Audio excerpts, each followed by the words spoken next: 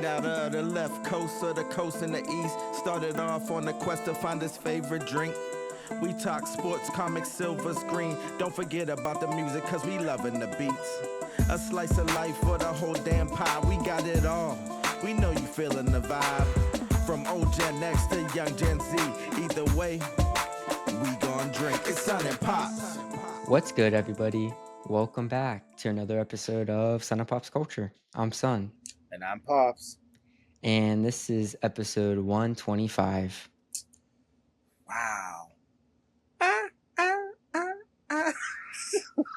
125? 125? Oh my gosh. That's funny. Oh, wow. 125. Hey, that's like one of those, like, kind of significant numbers in the grand scheme of things. Okay. Yeah. It's a good call for celebration. Yeah. That's pretty wild. Yeah. We're just chugging along, man. Chugging along. We are. Yeah. So, if people are new here, who are we and what do we do?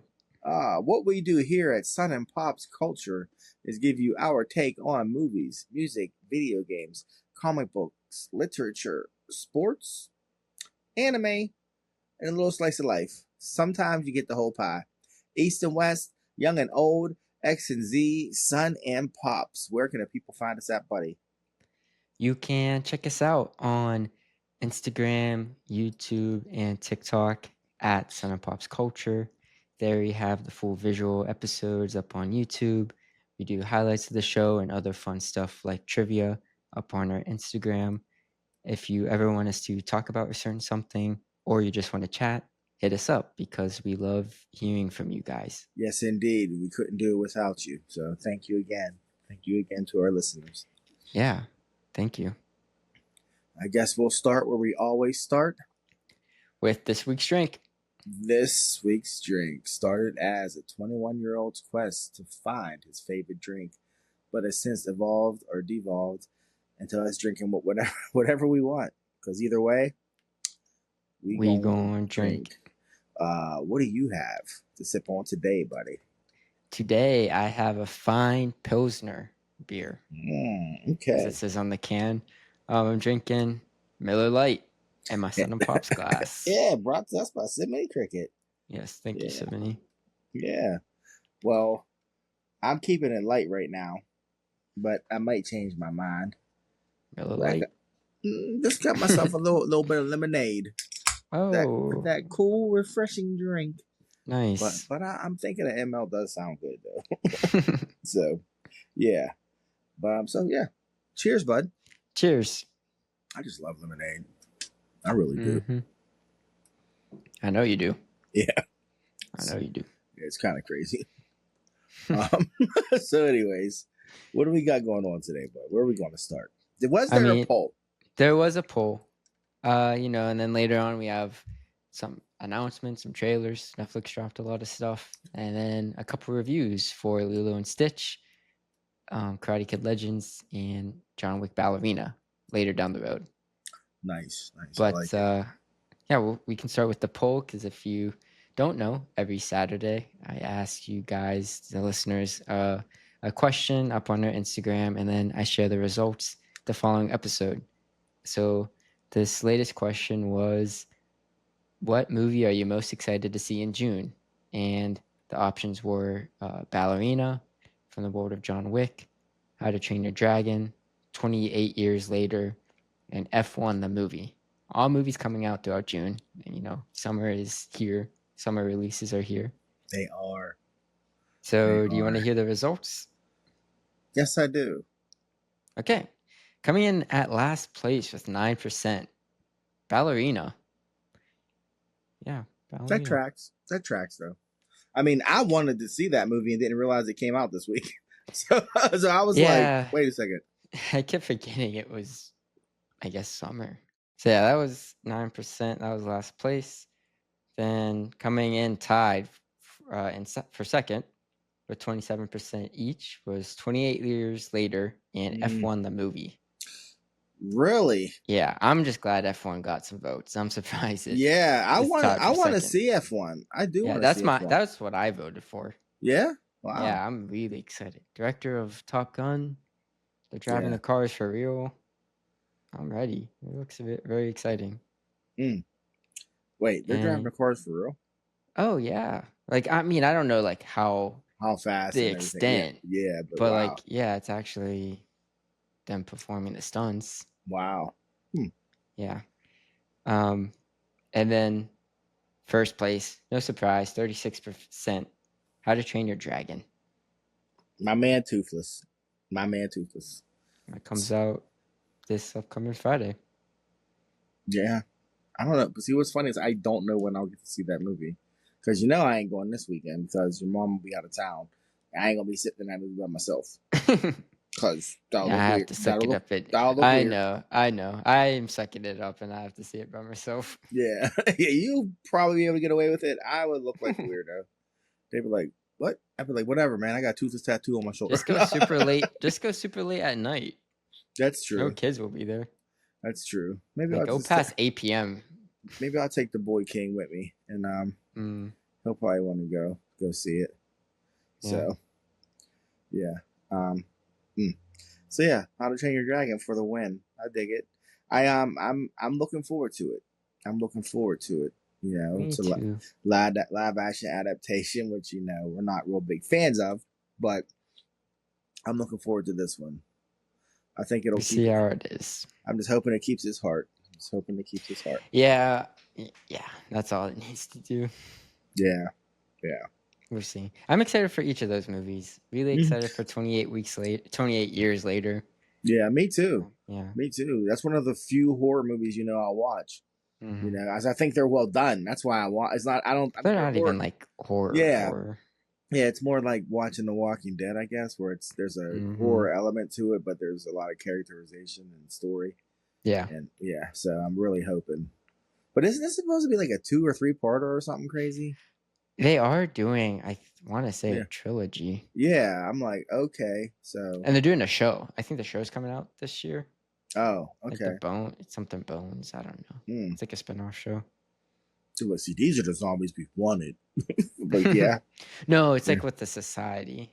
Oh, okay. You know, like in the trailer, it shows like that mountain of bones. Yeah, yeah. It has to do with that. Okay. I'm guessing. No, I will check that out. Not by myself, but I'll check it out. I'll check it out. Yeah. Well, you got to review them for the show.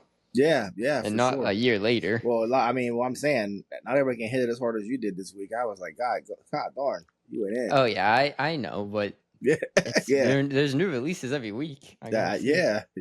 This is true. I probably will go see Ballerina. I'll see a movie this weekend since I'm gonna be unsupervised. I just don't know which one. Might be Ballerina. Might be How to Train Your Dragon. We'll see. How to Train Your Dragon. Yeah. Well, maybe I want to see Ballerina too, though. Like, maybe I actually want to see it, bro. You know, for myself. Sorry, people. I just want to see it for myself because you have a review for us coming already. But anyways, so you want to get into your review now, or you want to do news and like there's a little bit of news and rumors? Let's do news and what you've been up to. Yeah. Shit. On the news front, what do you got? Last weekend, Netflix held an event called Netflix Tudum. Tudum. Yeah, at first I was like, Tudum. Okay. When you load up the app, at first I was like Tudum, and then you say it, you're like, oh, Tudum. Yeah, guess that's clever. Like but it was it was just an event, like, and they released a whole bunch of announcements and teasers, trailers, and whatnot. I think the biggest thing from it was the Stranger Things, officially announced when it was coming out. Yeah.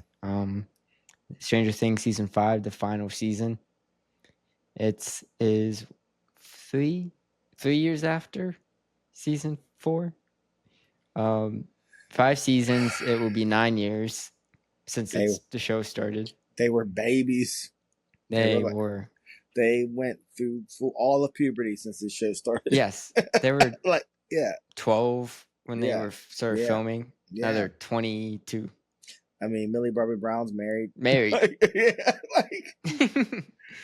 it? Finn Wolfhard just directed a movie this year. Yeah, it's like madness. The madness. Yeah.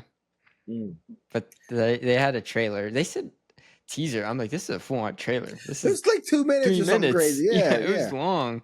yeah. But yeah, part 1's coming out November 26th, Thanksgiving. Part 2 is coming out on Christmas, and then the final episode is New Year's Eve. They're hitting us with the quarter 4 holiday season. Hey, bud, just so you know, you already know what I'll be doing New Year's Eve. I don't know Watching if you'll be. I don't know if you'll be. I don't know if you'll be home, but if you're home, I'll be so dope. Of course, yeah, I just won't. don't know what time. I don't know what time New Year's Eve. Like, is it New Year's Eve? Like me and your 4 mom will be a.m.? like, "This is how we're going to drop the ball right here. We're going to start at like 10, and it's going to be over at midnight, and we're going to be asleep at 12:05." But that'll be me and your mom. Who cares about Ryan Seacrest? We're watching Stranger Things, and watch that'll start some huge like streaming thing for like New Year's. It'll be like every New Year's there'll be some big thing dropped on. It'll be we're all turning. Maybe I guess it just depends how many people actually watch that, because people do go out. Probably most people are out in one night. I wonder statistically though how many people are just chilling. Like I wonder, because now that I just chill, I wonder how many people just chill. Yeah, but I mean that one year, bud. Remember the year we partied the night before New Year's accidentally. So then New Year's Eve we were like, I don't remember that. That was the year you were like driving me and your mom around. Remember you were like our DAs. Deja brought some friends home from college, and me and your mom I do not remember this. You don't? Oh, we were. Oh. She was in college. Yeah, I would not have been around. You weren't there. But I know you were home. I would not. Maybe you went out. We went out. College. But I'm pretty sure we went out to your aunt and uncle's, and we were getting it in. I thought you drove. And anyways, it was the night before New Year's Eve, so we hit it. We hit it hard accidentally. Yeah. So then the next day was New Year's Eve, and we were all like dragging ass and couldn't make it to like 10 o'clock. It was like pathetic. Our house was like crickets. It was just like we were all just on the couch watching TV. Like, you want to drink? No, I'm good. Like it was like did too much yesterday. But anyways, yeah. So, Stranger Things. That's dope. What else did Netflix announce? Yeah. You want to talk about the trailer? Oh yeah, we can. We can. What's showing in the trailer? A lot of flashbacky stuff. Yeah, that was pretty much a lot of Will screaming at the end. Hey, Will screaming at the end was rough. I was like, ooh, he ain't gonna make it. I was like, that was a lot of emotion. So he was definitely scared of something. I was like scared for his future. He's like, I need another job. I need another job, man. So he said they got me wearing these clothes that don't fit. My hair. This was his best haircut in all the show, just in season 5. Yeah, I wonder what they're saying the time jump was, like 4 years. They're like, you guys are all 16. They're like, yeah, we have to at least be 16, bro. We have 16 now. Yeah, like you have to. 25. Yeah, they're like, we can't be saying we're 12 anymore, bro. Look at me. Listen to my voice. No, season 4, they're saying they're freshmen. Or they also they could be like, they should be like, just make them like seniors. Like there probably is no more high school. You can do. Remember how bad the season ended? Like if you were still just like yeah, like everyone witnessed the rapture. Yeah, the hellholes opened up everywhere. They're like, and they're blaming it on Dungeons and Dragons. Yeah. Billy. The corruption of the youth. Not Billy. Eddie, yeah. Yeah, they're like, he did this. They started with the theories again that Eddie survived. How Eddie could have survived. Because they showed him in the trailer too. I was like, but I thought that was just a flashback in the trailer. It was. Yeah, but I'm sure that sparked up. People were like, oh. Yeah. But but they showed Billy too. So it's like, we know he did. So we'll see. I don't know. I do think it's interesting that I forgot about the fact that the Upside Down is stuck in 1984 or something like that. Like it hasn't progressed. So I think that's an interesting fact we might want to keep an eye on. It's it's stuck on the exact day that Eleven made contact with the Demogorgon in the lab. When she made him. When she made Vecna, not the Demogorgon. Nah, I thought they said the Demogorgon. But anyways. Wouldn't it be when she made Vecna because he's the one that made the Upside Down? All I know is they said it's based on the day she connected with the Demogorgon. That's what it said. Because I forgot Vecna's name till they said it. But I mean, I could be mistaken, but I thought they said it was the day that she connected with the Demogorgon. So did she So then why is it shaped as like who But shaped the upside down? yeah, it would have to be Vecna, you would think. Yeah. Yeah. Like So, the upside but down existed, but like who yeah, but who gave made it it shape? look like But then if you think about the fact that there are so many details to the upside down, there's no way Vecna knew. Like that one girl's. The reason we know the date is because the one girl found her diary. It's written Oh up to yeah, that. It's yeah, written yeah. up to that date. Yeah. Unless it ends up being something like the upside down is what you make it. You know, like I don't know, but we'll see. I don't know. I know people are theorizing like what Will saw when like the night he disappeared was Vecna, not the Demogorgon. Yeah, could be. So people were making jokes like, "Man, they had this all thought out. Why did it take 9 years to make?" I know. Was it they surely didn't. They were like they definitely had like a concept, but not. They had one dope season. Is what they had, I think. And they were like, "Wait, we got to do this again." Yeah. You're like, oh, I the completely agree. You're like, you're the one that made him throw up in the sink at the end. They're like, you could have just ended. Yeah, he could have just like hugged his mom and it would have faded to black. But no, yes, you got him throwing. Did feel like a mini series until that final shot. Yeah, then it was like, oh, guess we're going to do it again next year. Mm-hmm. And the rest is history. Season 1, though, I mean, it may have been perfection. Yeah, it's up to, like season 1 itself. Up like easy top 10 shows. I don't know anyone that hasn't, when they decided to watch Stranger Things, that hasn't been to season 1. Yeah, everybody I've ever talked to is like, I watched the whole thing like a day. I'm like, yeah, it does that. It does. But that. Funny enough, people will be like, season 4 is the best, or season 3 is the best. They never say season 1. Yeah, which is you're right. Like, you're right. No, they never, and I was just like, season 1 was the best. It was like the best. most cohesive. It was the best. Well, you figure you've like aged with them, which is funny. Like you've like aged with them because you were like what, Deja's 14? The true. You were Deja's the true. She was their like 14. Age. I was 16. Yeah. You were 16 the first season? Yeah. You were 16. Yeah. Gosh, that's crazy. I thought you were like 14. No, 9 years ago. Yeah, I guess that's math. That is math. But that's what I'm saying. Deja, Deja is right there with him. But that's even scarier. That's just scary. Yeah, so it shows you how long it took. Deja will tell us in 10. I just really relate to 11. I'm like, no, you don't. Oh my god, yeah. Like, no, you relate to 11. No, you don't. Stop. Yeah. But oh man. But yeah, that's coming out. You know, they're doing the 3 parts to keep people subscribed to Netflix for each month, like November, December. Yeah. December 31st. Yeah, because you know the 260 million subscribers they have at $15 a month, it's just hard making ends meet. You know. Yeah. $15 a month for the ad version.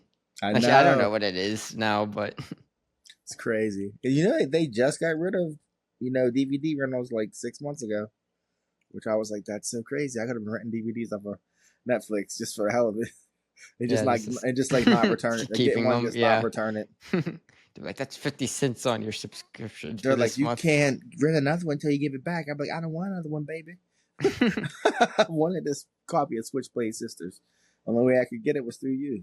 But anyways, so yeah, Stranger Things. What else Netflix have? They had a Wednesday season 2. Like, I think they showed a full scene. I didn't watch it, but it was like 6 minutes because that's coming out later this year. That'll probably be a Halloween release around that time. October that release. Makes sense. Yeah. Wednesday is like their most watched, like in terms of hours. I think it's like their most watched show. Really? I've never watched that episode. Your mom loved it. Wait, I thought you did watch it. Never watched it. I watched Beetlejuice, Mm. which is kind of similar vein, I guess, but I didn't watch Wednesday. Your mom loved it. She was like, that dance. I was just like, your mom, when she likes something, it's the best. But yeah, she really enjoyed it. Did you said something about another Knives Out? Yeah, Knives Out, Wake Up Dead Man. Highly anticipated. That's coming out December, I think 12th. But that's Netflix owns it now. Yeah. But yeah, it was just a small announcement. It showed like a couple shots of it, and then Daniel Craig narrating.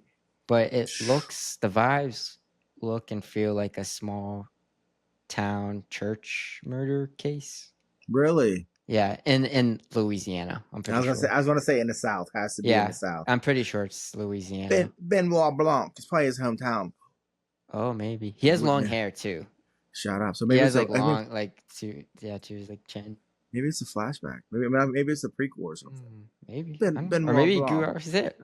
Oh, Daniel Craig. Yeah, I love Knives Out. You know that. Like, Yeah, it's good. I mean, It's- Ryan Johnson. That's his name, right? Ryan Johnson. Yeah.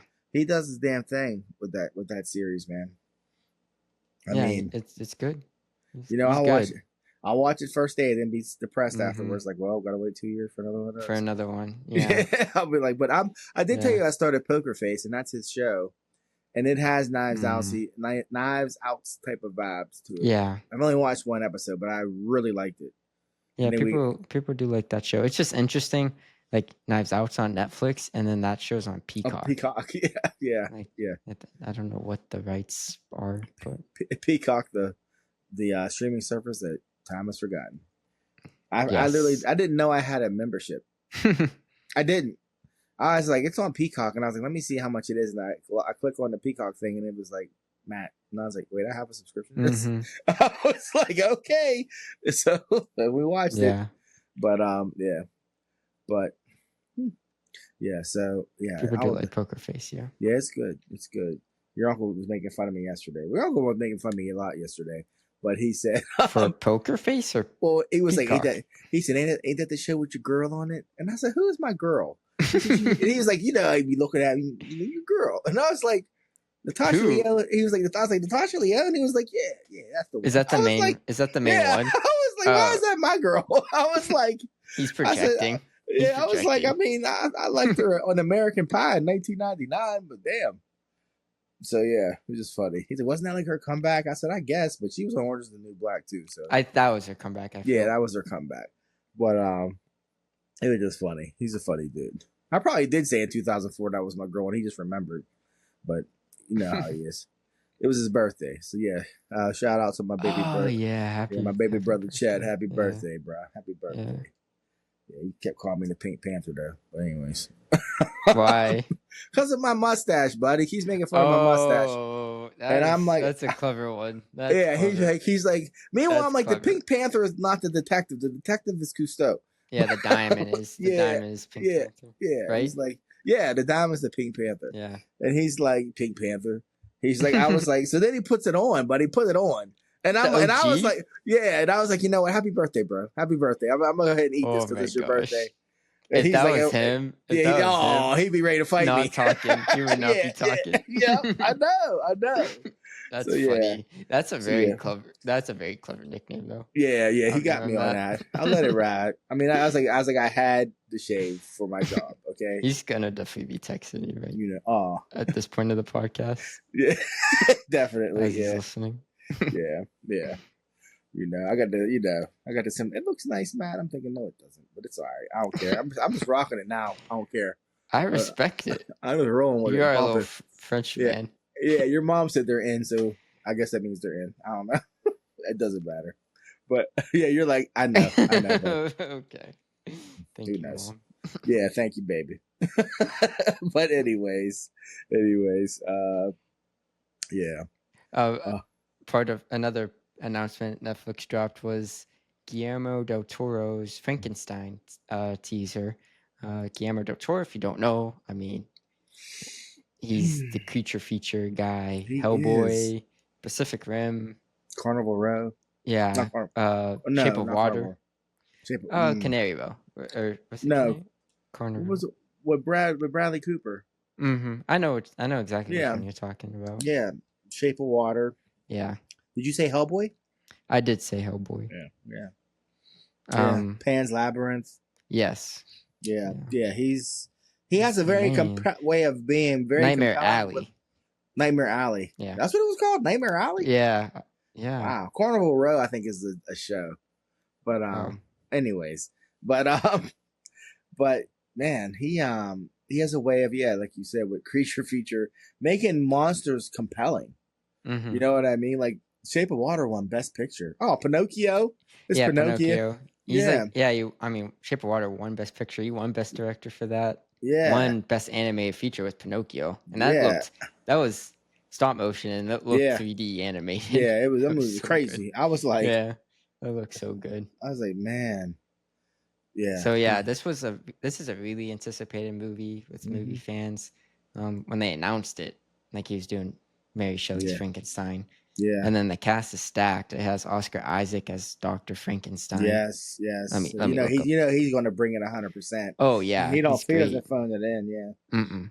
And then what's it called? Euphoria guy as the monster. Oh, that's who's playing the monster.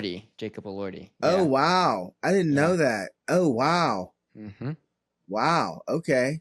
Yeah. So you know Okay. his like fan base was excited, Yeah, and this is Mia gonna be Goth's in it too. Mia Goth. Yeah, Pearl. And Oh yeah, there's- Pearl. Yeah. Oh. Yeah, she's. Oh good. wow. See, I wasn't aware of anybody but Oscar Isaac. Oh yeah, this is gonna crush. Oh, Christopher Waltz. I'm just seeing too. Jeez, Or Christoph Waltz. that's gonna be big. Yeah. So this is November, coming out in November. Did you watch the teaser? Yeah, it was long. Yeah. It was. I think that was like 2 minutes or something. No, that was. It was was definitely 2 minutes. Yeah, it was good. It looks good. I mean, as soon as I heard Oscar Isaac's voice, because I'd forgotten who was in it at all, and I heard his voice and said, "That's right, it's Oscar Isaac. So this is gonna be so dope." Yeah. Looks good. It looks good. I really hope it gets a theatrical release because it looks too good just to be on your TV. Yeah, Like for the first time viewing. Yeah, I agree. Like please, Netflix, at least just 2 weeks. Yeah, just put it out there for a minute. Because they do that sometimes. Mm-hmm, they have. I think they did it with Glass Onion. But anyways, they did. Yeah, they did. Yeah. But I'm excited for that. I think I mean, we're all familiar with. Well, actually, we're not all familiar with this Mary Shelley's Frankenstein. Yeah, we're familiar with the classic monster Frankenstein. Yeah, and all the parodies I'm glad because I'm glad you said it the way you did, Mary Shelley's Frankenstein, because then it's based on the actual book, not on what you're thinking. It's not going to be this. Dun, dun, dun. Yeah. It's going to be a gothic horror, and the monster isn't Frankenstein, people. So I think that's why I did Jacob Elordi. Yeah, he's like. The monster's not like it's not described as like like so ugly and I don't know, like distorted or whatever. Like obviously it's like a horror because it's body parts. Yeah, but it's body he parts. Like picked like the best body parts of people. Yeah. That's the part people always forget. Like he didn't just he did whatever. Yeah. When he's passed them together, he picked. You know, but so that should be pretty dope.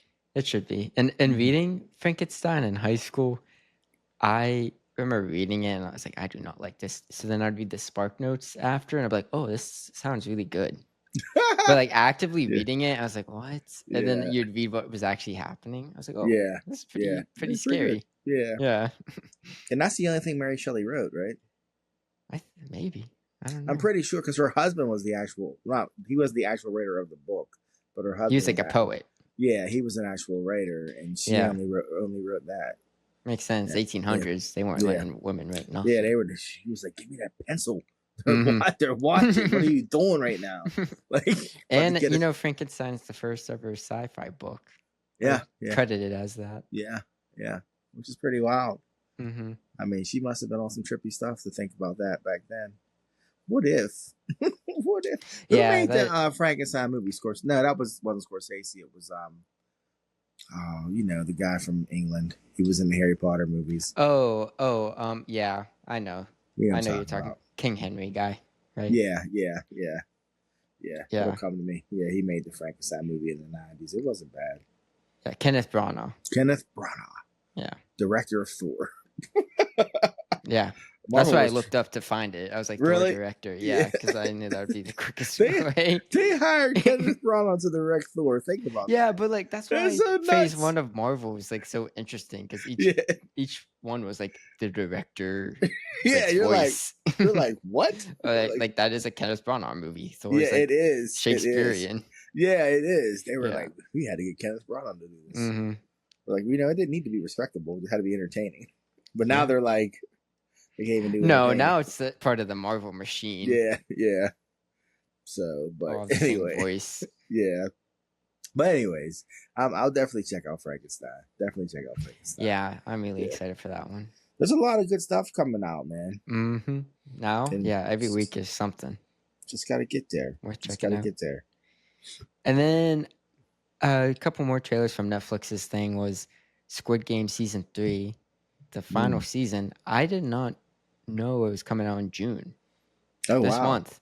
wow. After it took 3 years for season 2 to come out. Yeah, Season 2 just ended, I think, in January. So they learned their lesson. yeah, I guess they filmed them back to back because Yeah, season 3's that's out. quick. Yeah. Yeah, so Now, that'll have be you a hit. watched any of them? I watched season 1. And Okay. season 1 was good. Season 1 was good. It obviously ended on like an open-ended ending. Mm-hmm. And I was like, there doesn't need to be a season 2, but they're gonna make a season 2.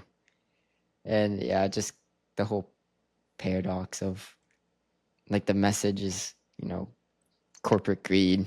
Yeah. And they're milking this. Yeah. They're making this Yeah. story, and they had the reality show based off of it. Yeah. Yeah. So yeah, I didn't see season 2, but I heard it was still entertaining. I just never got around to watching it. Yeah. But season 1 was worth checking out. It's I still entertaining. haven't. I may watch it one day, but I highly doubt it. Yeah, it's entertaining. It is worth checking out if you ever need a show. But yeah, that's coming out in June. And then the last trailer of notes I had was One Piece, the live action season 2. They had a first look. They had a Chopper first look. Tony Chopper. Tony Chopper. You see him? Yeah, he looks good. Okay. I wanted to know your thoughts. He looks good. I mean, you're a One Piece fan. Shoo. Yeah, I am. I just had 2 One Piece conversations this weekend. So I mean, when you get into like the CGI stuff, I always get nervous because it chews up your budget. Yeah. And then you have to like choose when you see him and who he interacts with, and yeah, choose up your budget, like you said. Like, yeah, and Chopper's a big part of it. I mean, he's a part of the crew. Mm-hmm. He's going nowhere, and his role actually grows literally. So it's just like, yeah, literally. So I just I think with Netflix, like when they obtained the rights to do this, they knew they had to put money into it for it to be well received and watched. Yeah. Which is funny because I feel like they put so much love and energy into Avatar, Last Airbender, and it like fell on his face. And they put love into One Piece, but it was like definitely a surprise hit. I think it was. They were surprised. People were nervous, but Oda was a part of it, like throughout the whole thing. And there you go. Yeah, and whoever they have on their team obviously likes the OG. Yeah. I mean, I've learned things from watching the not watching, but just from the show, just hearing things about the show. Like, I never even thought about the fact of that, like, Luffy's Brazilian. You know what I mean? Mm-hmm. So because on the anime, it's like you can't tell that by the anime or from the manga. And I didn't start reading the manga until I got caught up on the anime. You know what I mean? So I don't know if they got into their different ethnicities in the manga, but like he looks like a Brazilian, Sanji looks like he's French. Mm-hmm. Zoro actually is Asian. You know what I mean? So it's pretty cool that they cast like that accordingly. Mm-hmm. So. Yeah, and that's another thing. Like, I feel like a lot of adaptations, live action adaptations, they just cast like Asian actors as them, regardless of if like what in the show their ethnicity is. But One Piece was like, no, this is what they are. Like, this is what we're gonna cast accordingly. We're not just gonna cast an Asian guy because it's a Japanese show. Yeah, Usopp's biracial. Like it's like, yeah. So it's pretty cool. I am going to eventually watch the live action. I've heard nothing but good about it, and that's from I watched a couple episodes. I watched a couple episodes, and I was like, "Oh, this is a fun show." Yeah, I would watch One Piece if it wasn't 1,000+ episodes. Man, I'll watch a seven episode season and wait 2 years. Now honestly they really need to pick up, them for the live action because that came out 2023, I think. Yeah. And we know how many seasons it's going to be. Oh, it's going to be a lot. So, I mean, what covered everything up to Arlong Park, so which is like 50 episodes or something? maybe more. Oh, okay. But still, like, Yeah. you're doing that like every other year. Yeah, they'll be You're old. looking They'll at be a old by decade. then. Yeah, you gotta speed things up. Yeah, but it's only a couple years in the manga. This Mhm. dude, I was watching a YouTuber the other day, and he was breaking down a day. He was breaking down the One Piece planet and how time. He was like time is. He's like time is different on One Piece. He said not just. He said first of all you have to understand that Oda has said that the islands on One Piece are all the size of Australia, and there's All a of million them. and there's like a million islands or something. How like big that. is this planet? If they're all So that? so he was saying so this planet's huge. He's like so days pass. Are there different. time zones? He's like days. Well, I don't know. I'm assuming there has to be. Well, no, because each island has like its own atmosphere and stuff too. You know that. Hmm. But like they're like it's like Star Wars planets. Like you'll go to one, it's all snow. Like Yes. yeah. That's how One Piece islands are. But then he was saying how like days are longer, nights are longer, and because it's like because the first day of One Piece, like the whole I think it's like the first like 15 episodes is the first day or something crazy. Like they talk about things that happened in one day in One Piece. Oh wow. And it's a lot. It's a whole lot. Like it doesn't stop. The show don't stop. So, anyways, so it's just like you were saying, just timeline, and they got to get it going.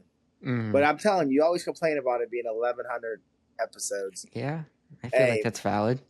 Shout out to my man Wild Bill, the husband of Simony Cricket. He just finished Wano this week. Okay, and you know he's only about 6 months in, so he's there. He's there. He did it. I know, and I'm impressed. But Simony told your mom, God damn it. She was like, we used to watch TV together. Exactly my point. So, but once you only got to suck it up for a few months and then it's okay. That was half a year. Hey, well, what's half a year in your lifetime, baby? I'm just saying. I'm waiting for the One Piece, and I'll have to do that weekly for 6 months. I'll watch every year. Your mom will be like, you really watch this again? I'm like, yeah. It'll be peak. I don't know. How can it be peak if it's a reboot? Because it will be better paced. Will it? Dad, you're telling me the first couple arcs, if that's not modernized, that wouldn't be peak? That wouldn't be better than the original? I guess I'll have to wait and see. Right. I won't even be able to argue with you because so much happens in One Piece, but I forget half the time. All right, I'll be like, you also binge watched it, so it blurs all together. I'm like, oh, that happened. That's so and so. Then I got my main man. I got my number one fan, Anthony Conrad, who like has this recall with One Piece, and I'm like, how do you remember these people's names like, the first time you hear it? He's an encyclopedia. He is. He's like, I climbed the mountaintop to ask him questions. Yeah. I'm like, we were on a mountain. What is such and such? Here's my theory. But anyways, so yeah, that's coming. That trailer was legit. It was legit. Well, not teaser. It was legit. He looks legit. It'll be a hit. Be a hit again. Yeah. But yeah, that was Netflix's Tudum events. Tudum. Now, other news. You had a couple casting announcements. Oh yeah. You want to share? Yeah. Well, the Moleman. Yes. It's been confirmed will be appearing in Fantastic Four. So interesting. And who is the Moleman? The Moleman is non-comic book heads. Yeah, the Moleman was he appeared the same issue as the Fantastic Four. Yeah, he was their first villain. He's on the cover, right? Yeah, he's on the cover. Yeah. Like real small, but he's on the cover. All you see is that big green monster, but the Moleman summoned him, and he lives in like down in the He's exactly subterranean. what you think about. Yeah, he is. He is. He looks like yeah. Like all right. I don't want to say this, but it's a topic I was going to bring up anyways. If you've seen The Incredibles, at the end of the Incredibles, the Underminer, that is an homage to the Moleman. Yeah. So just picture that character, and that's the Moleman. He's actually at times been pretty decent. of a character, believe it or not, over the years. He's not just a joke because his name's the Moleman, because he actually is like a super genius and all this stuff. But he's being played by. You said you had a guess. My guess is it Stingray from Cobra Kai. Yes, it is. Okay. Yes, it is. Because I recently saw, because I was looking at his credits, because he's like on the rise. I think he won an Emmy for that he Apple did. miniseries, and he's been in a couple other like indie movies, and he's a good actor. But I was looking at his credits, I was like, oh wait, he's in Fantastic Four, but it said TBD, and I was like, who is he? Yeah, he's the Moleman. I was like, he's on the rise. Good for him. Yeah, that's what I'm screaming. That is good casting. Yeah. He has comedic chops too, as we've seen with Stingray. Yeah, what is it? Paul Walter Hauser? Yeah. That sounds familiar. Yeah, that's his name, Paul Walter Hauser. Yeah. He's good. Yeah. He's good. He's gonna be the Mole Man. I mean, that movie's coming. You know, it's coming. Next month. I'm a nervous wreck. Because I basically saw like the runtime for that. What is it? 2 hours and 10 minutes. Superman, I remember Superman was 2 hours and 5 minutes. Yeah. That sounds about right for both of those, though. Yeah. It's just the fans, man. They're already like I'm just like complaining about it's gonna be the Invisible Woman show. Yeah, and I'm like, it didn't even come out. It's even if it is, so what? You do realize she's the most powerful member of the group. But I'm like, she could fucking one-shot everybody on that team if she wanted to. Like she's probably the most compelling character. Yeah, I'm like, but no. I should say most depth. Yeah, most depth. She's a mother. She's a superhero. She's a woman. I mean, 2 hours and 10 minutes. That's the runtime. That's. Oh, Superman's 2 hours and 9. Oh, that's perfect. So I just both have to do a lot of stuff. And if they don't let go of this female Silver Surfer backlash stuff. Oh yeah. I just want to be like, I might just like, never mind. I'm not going to say it. I mean, the nerd community is ridiculous. It is. You're fighting an uphill battle with that. It drives me crazy. But we shall see. Can we just wait till a movie comes out? I mean, for real, it's woke. How do you know? Yes. And why? And if why it does is, this make it woke? Yeah. It's like, please define woke for me one more time. Yeah, please. I guess that's what we need to know. Like, what is the definition of woke? People be like, that X-Men movie's woke. I'm like, it's X-Men. Yes, that's the basis. It should be woke. I can't wait for the MCU's X-Men. Yeah. They're like, I mean, there's all these women and they're talking about like rights and and equality. I just want Wolverine to cut some stuff. He's my favorite. But we know Wolverine's your favorite. Like, you know, I just watched that documentary about Chris Claremont's X-Men run. I watched it 2 nights ago, and actually I didn't finish. Oh, who made it? I don't know. It's on YouTube. Oh. It's like an hour and a half. It's called Chris Claremont's X-Men. It's all interviews. That's cool. And it's it's professional. You can tell it's professional. Yeah. And I'm like, and look, Ann Nocenti's in it. And she was his editor, and then she wrote one of the better runs on Daredevil after Frank Miller. Mm-hmm. She's a baddie. I had no idea. I saw her and was like, Ann Nocenti. I was like, what? She's a baddie for me. I'm 50, so I don't want to hear you be like. I just want to see what she looks like. I'm like, because I knew that Longshot's like love interest Ricochet Rita was modeled after her. Oh my gosh! And I always knew that, but I didn't think anything of it. Then I saw when her she was writing it or post. When she was writing it, she was So the drawer just had a crush on her. Well, I think she invented. Is it Ann Nocenti? Ann Nocenti. Nocenti. I see. Okay. Well, so I was like, so I'm watching this documentary, like, man, if I see her at a con, I'm definitely going to see. Oh my gosh! But then I look at her. So I look up her birthday. She's the same age as your grandma. I said, well, damn, she aged like a fine wine. She's 68. Yeah. I was like, wow. So probably puts olive oil on her skin or something. It's Italian. She's Italian for sure. Yeah, but yeah. And she told a story about Jim Shooter buying her a bondage costume for Christmas. I was like, this show's amazing. But they interviewed Jim Shooter too, by the way. And I'm sure I've talked about him on here before. Pittsburgh guy. Jim Shooter is from Pittsburgh, born and raised. He started off as a writer for DC Comics and became Marvel's editor-in-chief when they were at peak. And I think the most incredible fact about Jim Shooter, if you haven't heard me say it before, is that he got his first writing gig with DC Comics at the age of 14. He was a professional comic book writer at 14. He got the gig over the phone. He sent him a story in. They hired him. He like deepened his voice or whatever. Yeah, they thought, and when they found out how old he was, when they found out he was a teenager, they were like, "So what? You're like 16?" And he was like, "No, I'm 14." And so he was a professional writer for DC Comics at 14 years old. He just did that's it. Stuff you could do in the 70s. No, like no, I'm saying that's stuff you could do. Oh, like you think? submit your work. Oh, yeah, this is pretty good. That's pretty good. Yeah. So no bias. Yeah, you're right. No bias. Just like, this what's is your good, name, kid. Yeah. What's your name, kid? Like figuratively, kid. You're actually a kid. He was like in his parents' bedroom on their phone. He's like, my name is Jim Shooter. Yeah, it was like Almost Famous. The same thing Cameron Crowe did. It sounds like that's what I mean. It's crazy. Like 60s, 70s. It's just hey, if you're good, you're good. There's no LinkedIn background checks. So anyways, Chris Claremont, X-Men, woke.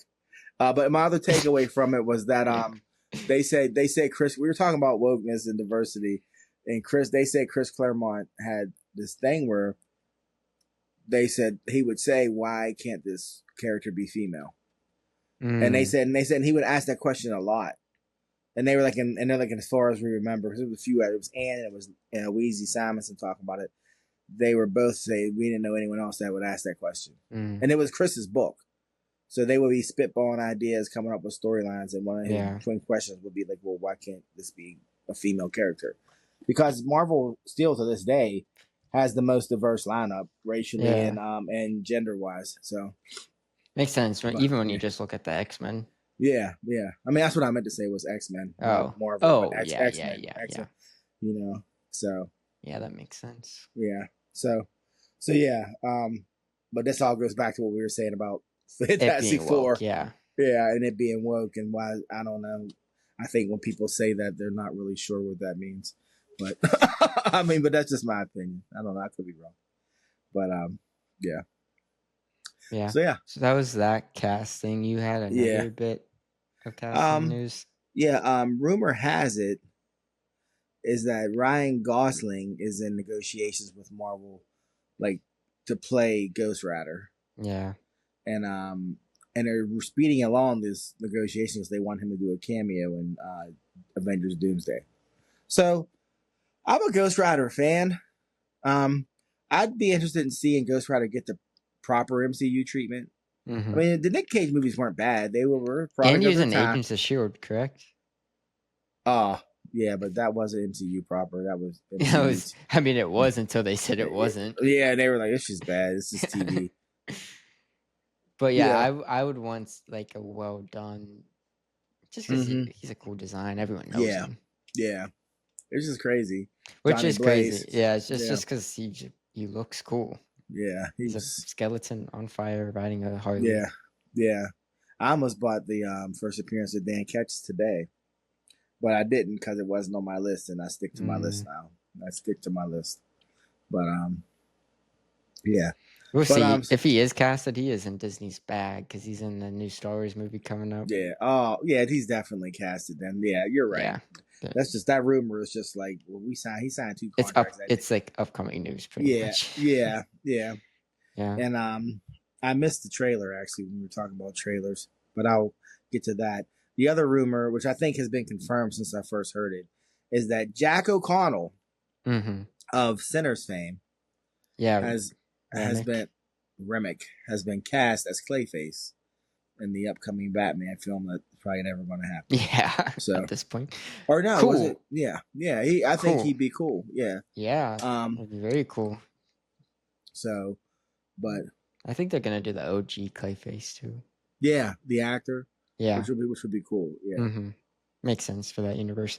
But a good actor. Yeah. I hope it's him. Yeah, so good for him. Yeah, because he's in 28 Years Later this year as well. Like he's having a big year. Isn't it nuts? How sometimes they just catch fire. You know what I mean? And then they're like everywhere. And then it's like, can they? It shows you how many people like talk behind scenes. Yeah, like, hey, this guy's money. Yeah. I got a guy. I know I got a guy. Yeah. Yep. And the trailer we forgot. We did forget this. At 2 minutes and 42 seconds. Um, Wicked for Good. Yes. Yes. November this year. Yeah, I'll be there Oh, yeah. with your mother and your aunt. She has to Your watch cousin. the first one. She told me, I didn't realize she still hasn't seen it. Wow. Well, I guess I'll be there with your Yeah. grandmother and your aunt. Yeah, your mom. No, watch. Go. You have. Oh, It's on I Peacock. gotta, I said it's on get her to. I Peacock. gotta get her to watch it, bud. What I do you know. do? It's I on watched Peacock, it. which you just said you have. I do for $8.95. I do. Yeah. But yeah. So I loved it. Oh yeah, the trailer. Yeah. I'm ready. Yeah. I mean, I'm ready.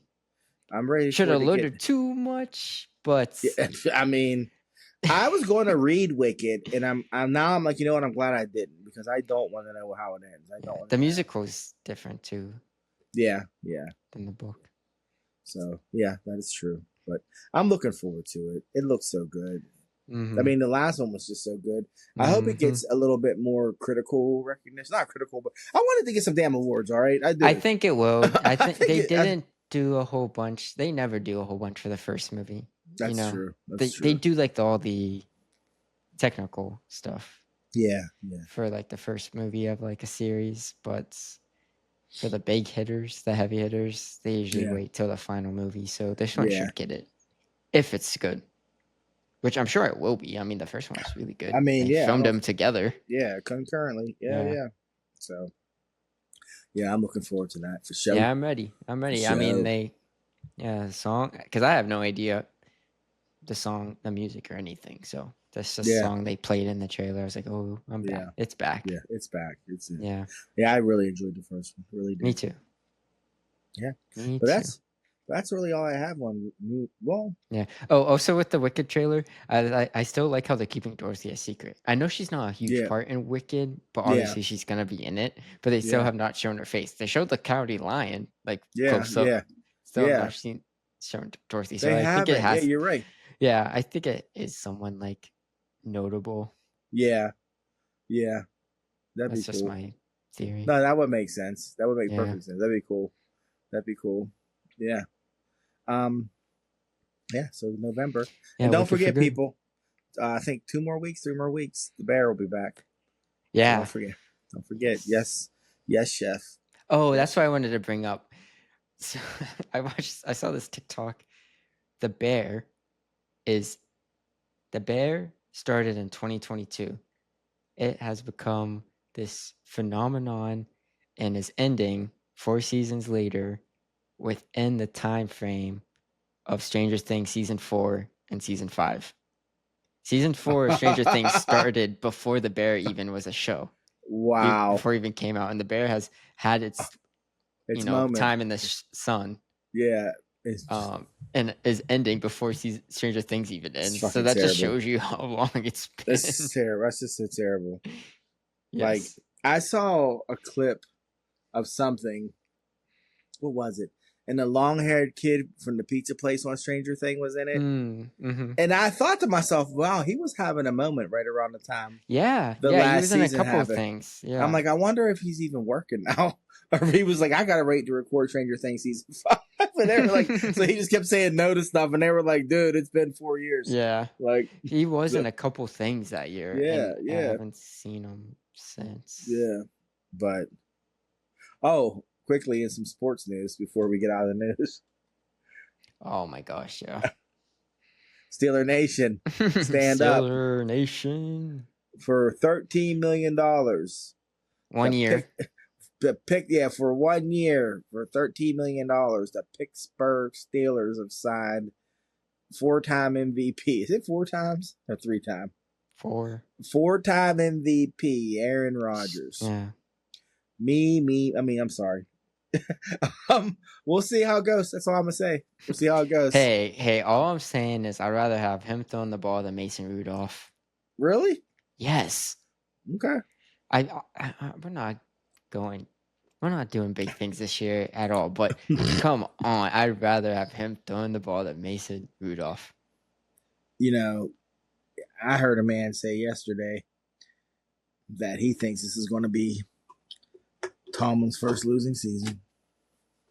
That's fair. And I went. I want him to have a losing season so we can get Archie Manning next year. You think? You want Arch?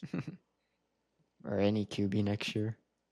I mean, they could tank just to get Archie, but I'm okay. anyways, I mean, so yeah, that's all our sports news. But that did happen after months of like. That's because he didn't want to do training camp. I'm like, this is just like It's literally because he didn't want to do training camp. But that's so absurd. So absurd. He was just on a podcast talking about how much he hates training camp. He is not. I don't watch enough sports. He's not a team player.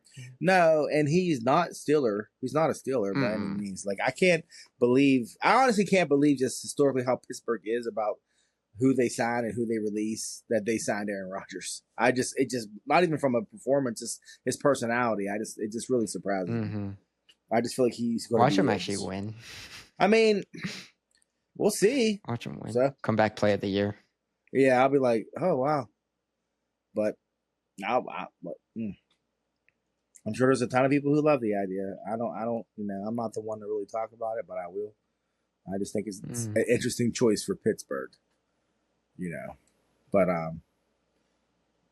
then again, we did sign Michael Vick, so yeah. Oh yeah, we did for like as a third string. Yeah, like we had him for a little bit. Yeah. It was crazy. Oh, I remember that people were up in arms about that. Yeah. 6 years after the fact, he did that. Yeah. Stuff. But, oh my gosh, the argument. Because I remember, because I wasn't really watching sports. I'm 13. I thought this happened like a month ago. Yeah. The way that people were talking about it. Yeah. Get over it. So, whatever. Hey, some cats, they were just like, Matt, I'm like, I know, don't say it. And then they still say it. And I'd be like, I know. But anyways, whatever. Yeah, so we'll see what Aaron Rodgers. Our luck, he'll piss hot first drug test. He'll pop for fucking for THC, and I'll be like, oh, shocker. Then there'll be like this huge thing. I'll be like, the guy like literally did a documentary about like a psychedelic trip, but whatever. Whatever. Yeah, we'll see. Yeah, we'll see. There'll be some random skinny dude on the sideline every game that's not dressed, but he'll be in a Steeler attire, and I'll call him Piss Boy. That's what I will call him. I'm like, that guy's there to piss for Aaron Rodgers. But and then he'll have this like prolific season. I'm like, that's not something. But anyways, okay, moving on. Speaking of old heads, I was just thinking, last episode we talked about Mission Impossible and like Tom Cruise being this crazy stuntman for our entertainment, whatnot. And then I've just been seeing online, like, it's interesting Tom Cruise's rebranding. And I just wanted to hear your thoughts on it, being someone that witnessed his career shape. Like, this is your generation's, like, movie star. Yeah. But I remember being a kid and hearing about Tom Cruise and he was crazy and whatnot. And now he's Tom Cruise, like, savior of Hollywood, like, respected in the industry. And this was, 20 years ago when he was considered crazy. He was jumping on Oprah's couch. He jumped on that couch. He was arguing with Matt, or what's his name? Matt Lauer. Yeah. So yeah, what do you think about his rebranding? Well, I mean, that's an interesting question. He always had power and influence, and he probably figured out how to use it more indirectly, and that's what the result of that is, his rebranding. If that makes any sense. Because when he was just standing on business and just telling you his thoughts on, the history of modern psychotherapy and things like that, people weren't trying to swallow those pills. They weren't jumping on couches talking about, I love this woman and well, what happened with you and Nicole Kidman, and Nick knows what Nick did. Like that's what he said. Oh my gosh. None of that shit was working with people. So he fell back, made you laugh a couple times. Became like funny, energetic Tom Cruise, and stop trying to win awards. Because he was when all that was going on, he was also going through his phase of wanting to be respected as an artist. Yeah, and not just being like, look, Tom, you're like Chris Evans, bro. Sometimes you're good, and Do sometimes you're just not not. compare him to I'm Chris just saying Evans. he's not always good. Like sometimes Tom Cruise is good, like Jerry Maguire. He's Yeah, amazing. yeah, I know what you mean, but come on, But- Chris but- Evans. but- You really said that? You're saying he's better or worse than Chris Evans? I'm saying he's better.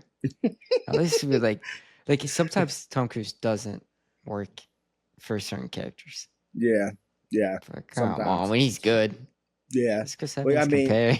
I mean, you saw Chris Evans admitted that he's made some bad choices since Infinity War Well, I'm glad he can or admit that. Endgame. Yeah. Yeah, I'm like, yeah, you've made nothing but bad choices. But I was looking at Tom Cruise's filmography. He does not have a lot of bad movies. Oh, he doesn't miss. Like Even his misses still make money, and they're just okay movies. But in terms of just a bad movie, the last Tom Cruise, you're gonna laugh your ass off. The last Cocktail. movie that I paid to see was The Last Samurai. which is still a dad movie. You saw that? Yeah, I saw it in the Theaters. theaters. Oh. Yeah, People loved like it. that movie though. I love but, that. like, I love that movie. I mean, it was Dances with Samurai. That's what I always say. Yeah. But I loved it. It's still not a bad movie. But I was taking a It's such class bad movie. I was taking a Gosh. class at Pitt in it was East Asian Civilization course.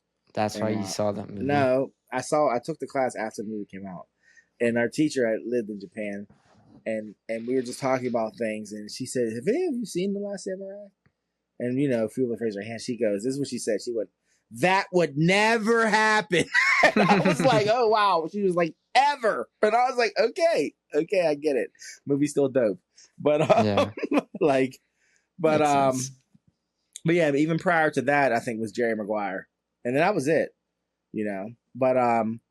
But yeah, Tom Cruise's money. It was always money. You go all the way back to when he was like in Outsiders. He was a small part, but like Risky Business, All the Right Moves, the one no one ever wants to talk about.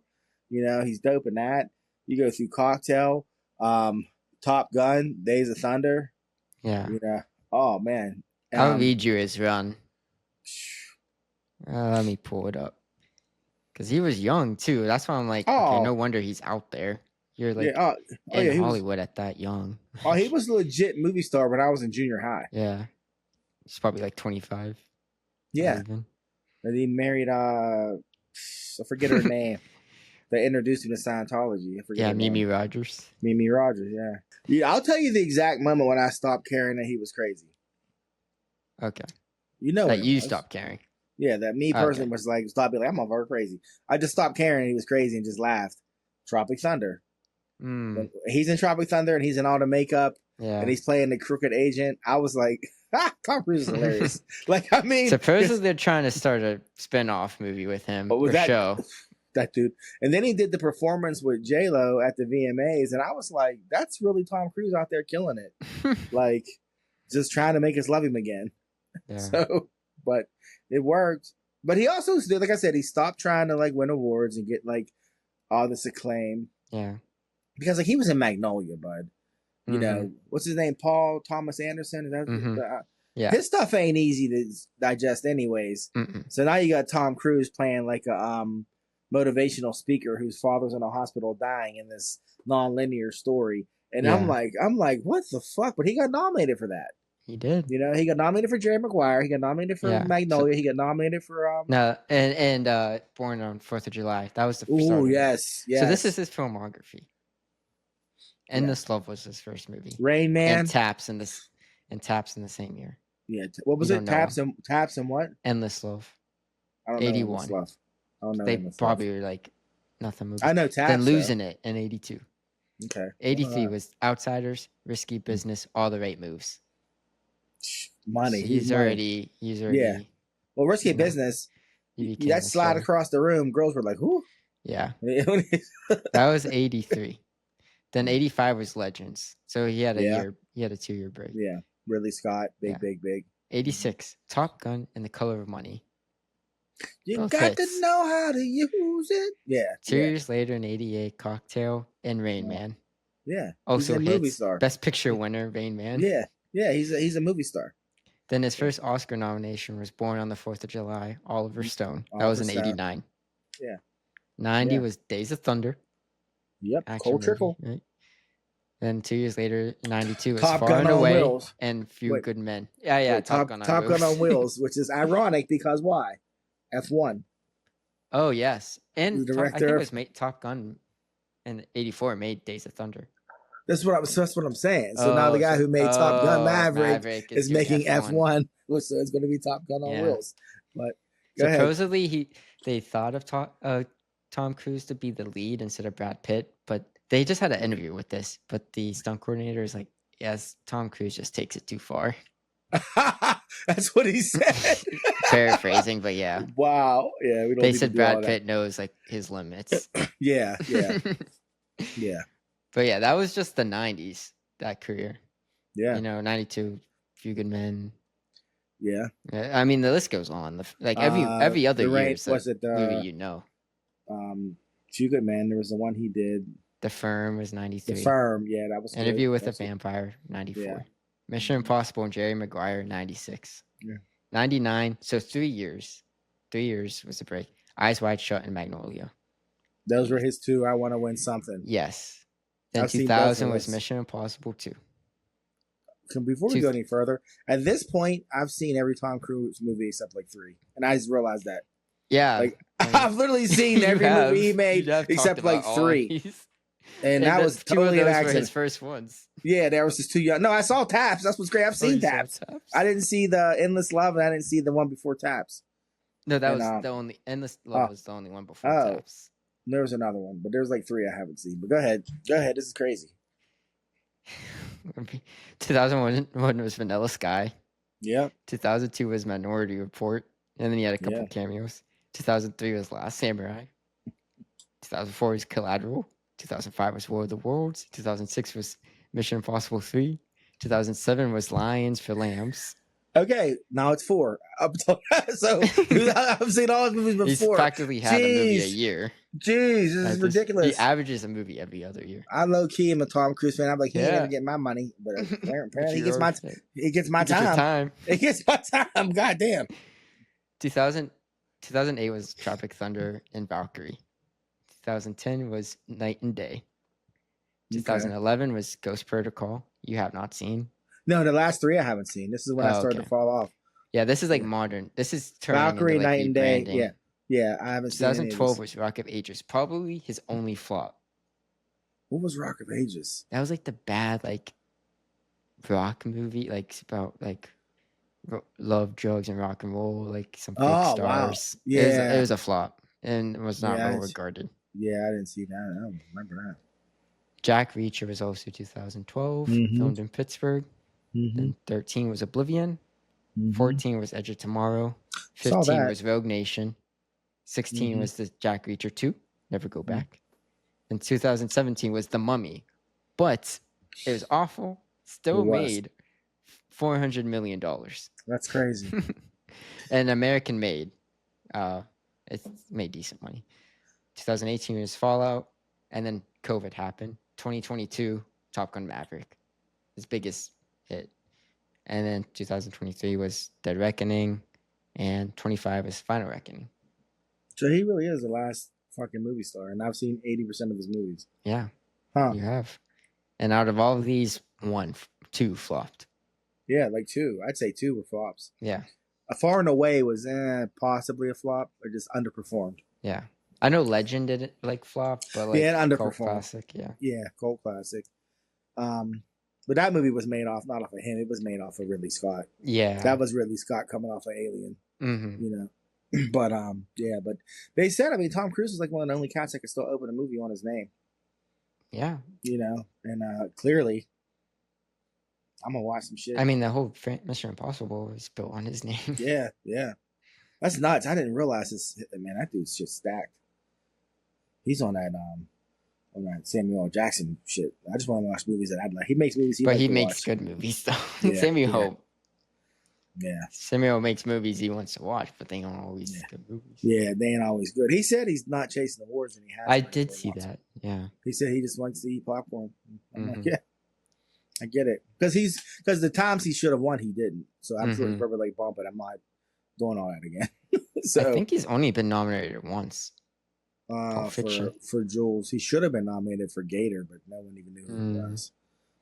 Yeah, I was thinking about him the other day. He's in Coming to America, robbing the McDonald's. He's in the intro to Raw.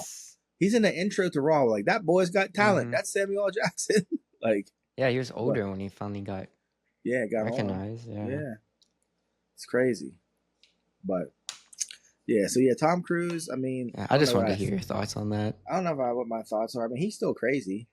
I'll say this much about Tom Cruise. We've all forgotten that he was crazy. We all laugh about him jumping on the couch and arguing with Matt Lauer.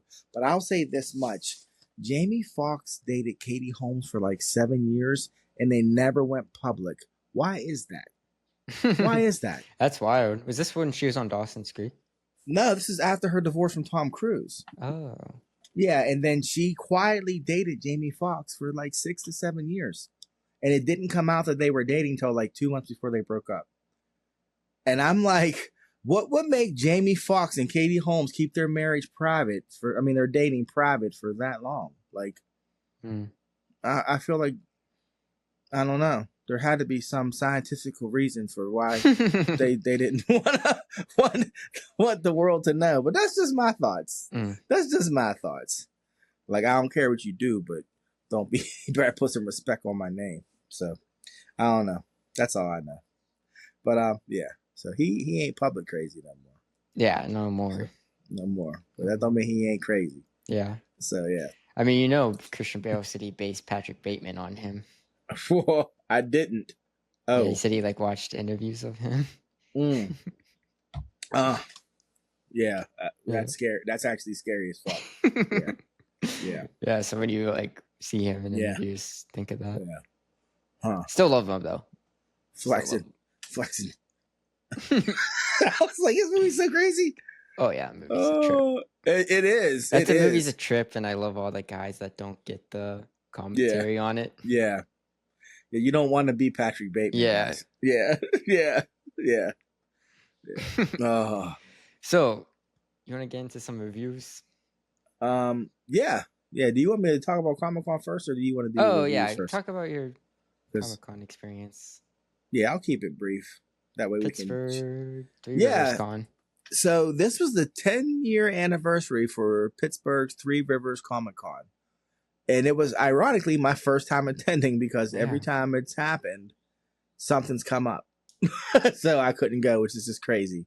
And this was also the first time in the history of our 27-year relationship, your mother attended a comic book convention with me. Insane. Congratulations. Hey, it was a moment, man. When I told you we were there for 5 minutes, I turned around, your mother was gone. And I look over and she's chatting up some vendor and buying a painting and stuff. And I was like, what is happening? But she was like, I talk to everybody. Everybody's nice. I was just like, but I'll tell you what, your mom, she was on a mission trying to help me find stuff. And she helped me keep track of what I had found and what I wanted to come back to. And so that was very helpful having a wingman like that. It was cool. But the con itself, it was at the David Lawrence Convention Center. The way they had set up the convention center, they partitioned it off so they didn't use the full hall because the hall's massive. Yeah. Which I was like, hallelujah, because it would have been just too much. You'd have felt like you were walking around a ghost town. It was a good crowd. It wasn't packed, but it was busy. There were a lot of vendors. There were more comic book vendors there than I've seen at Steel City in a while. Okay. But it wasn't just comics as it's promoted as just comics. But I think, like we talked about earlier, I think that just comes with the territory now. You're going to have. Yeah, that's the state of conventions. Yeah, you're going to have figurine. What makes money. Yeah. But there wasn't celebrity signings and all that other BS. It was still for the culture. Mm-hmm. I got some good deals. I got some good books. Saw a lot of familiar vendors. Saw some new ones. Got their cards. And the price was right. Steel City. The price was right. It was $15 to get in. That's amazing. Yeah, which that's like 1990s prices. Yeah, but it's $15. And when I tell you the venue that they were in was the size of where Steel City sets up in the Monroeville Convention Center. So picture that main area. That's how big it was. So I'm not talking bad about Steel City. It's a great con. It's a great pop culture convention. But everybody knows it's outgrown its it's where it's Yeah, at. you know the David Lawrence Convention Center is like very. I mean, that's a good convention center. Yeah, and Every it's big convention yeah, that comes to and Pittsburgh is they there. can accommodate you. Like they cut down the size of the hall for Yes. this one, so they can make it as big or as small as you need it to be. Mhm. And the price was right, so that just told me everything I needed Yeah, to like know. it can't be Yeah. that expensive to rent it. Yeah, if the cover if the cover charge was 15, and like I said, I'm a union carpenter. One of the places we service is the David Lawrence, and I know what setups are like.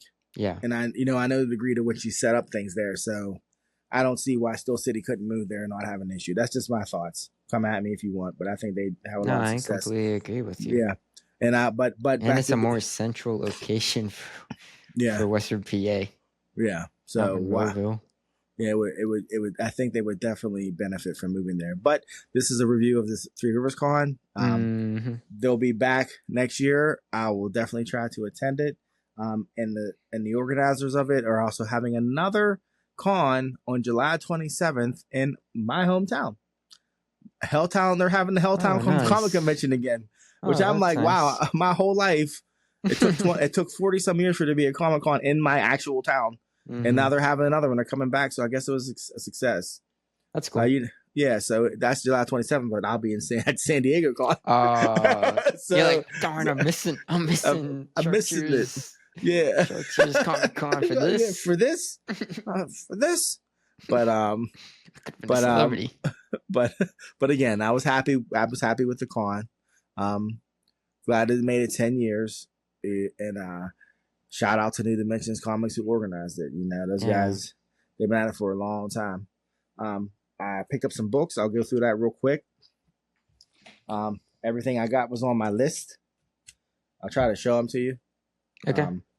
So first things I got was Weapon X. Marvel Comics presents Weapon X. Oh, cool. Yeah. 77, 74, 77, and 83.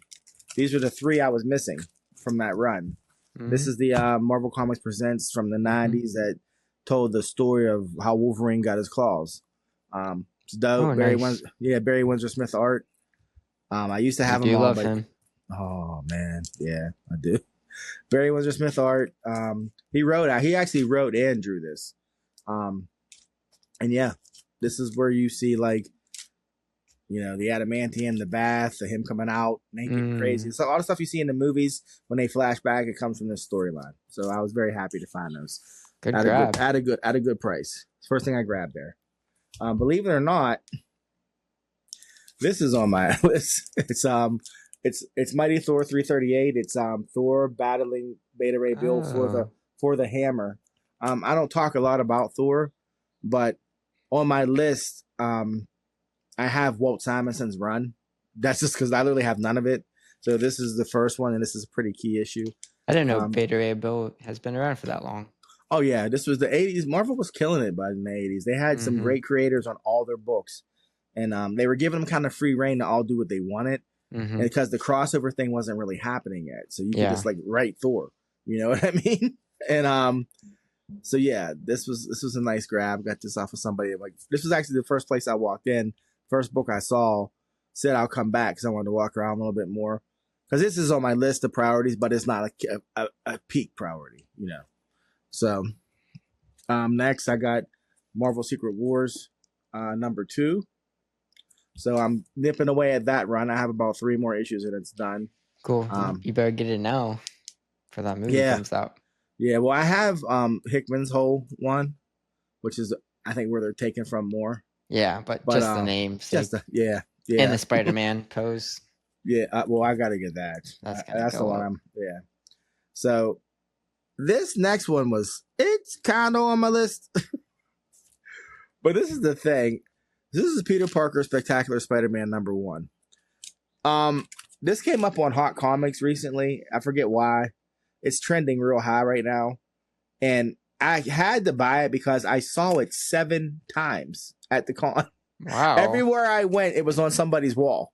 How much and the price well, it went from a lot down to like, okay, I'll pay that. Like, like it went from like, hundreds down to like 50s to like this one I found, which was actually in the best popular. in the best condition. I found it for 35, and I was real happy about that.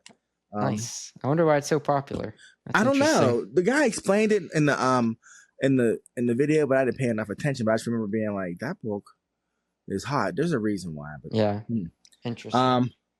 Not lastly, but I picked this up. Now I've been wanting this book for years.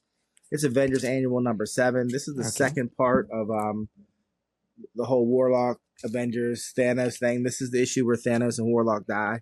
And apparently today, this is the first time that they ever showed all 6 Infinity Stones, which I didn't know. Is this before the Gauntlet? Oh, this is years before, but this is from 1977. Jeez. Yeah, that's what I mean. Thanos was dead for over a decade. You know, people forget. Like when they killed him and he got turned to stone, that was him, Adam Warlock, Pip. They were all gone. Gamora, they were all gone. I did not know Adam Warlock was dead like that. Yeah, they were dead for that long. Yeah, Adam Warlock too. Wow. But I wish you could see like how close. Like you see Warlock standing off in the distance on a mountain. You know what I mean? Watching Thanos is overlooking the Avengers are fighting. Yeah. Like that's Jim Starlin killing it with the art. So Jim Starlin had worked for that long. Yeah, he had written stuff, but he hadn't like messed with Warlock or Thanos or anybody for a minute. But I'm saying from the 70s to the 90s. Oh yeah, he's been around for a minute. Yeah, he's been a minute. Wow, okay. But I've been wanting to get this book. It's you know me, so I'm like, hey, this was the book I was asking about. This and Akira 38, because I always ask about Akira 38. And this guy's like, I don't know. So your mom's standing next to me. And she's digging, but she hadn't figured out how the order goes. So she's looking up front, and the annual's usually in back. So I like kind of skip ahead and I find it. And your mom goes, "Oh, I wanted to find that." And I was like, I laugh, but I'm like, "Oh, there it is!" And I get all excited. And the guy's like, he's excited, yeah, because he's about to make a sale. So then I'm like, cool. And I look at it, and it's beat to death. And I was like, I'm not buying this. Like, yeah. Like I'll look around. You have to hold your reaction. Yeah, I know, but I was so because you know how I am when I hunt and it's over. So I was like, yeah, well, I'm gonna come back. You know, I said I want to look around a little more. And he was like, okay. And your mom was like, I kind of feel bad. I'm like, yeah, well, I shouldn't have reacted. That's why you don't react. I know, but he shouldn't be trying to sell me beat up books for too much money.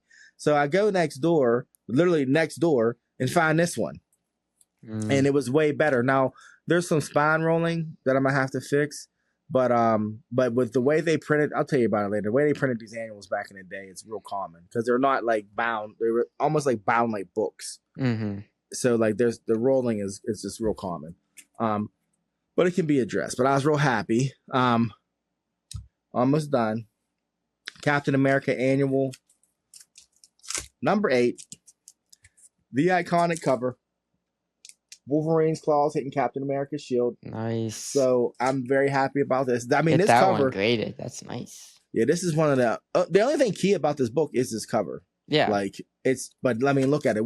People, just so you know, when the X-Men join the MCU and Captain America show up, you will actually see this in the movie. Mm-hmm. I guarantee you see this exact thing in the movie at some point, without a doubt. It will happen.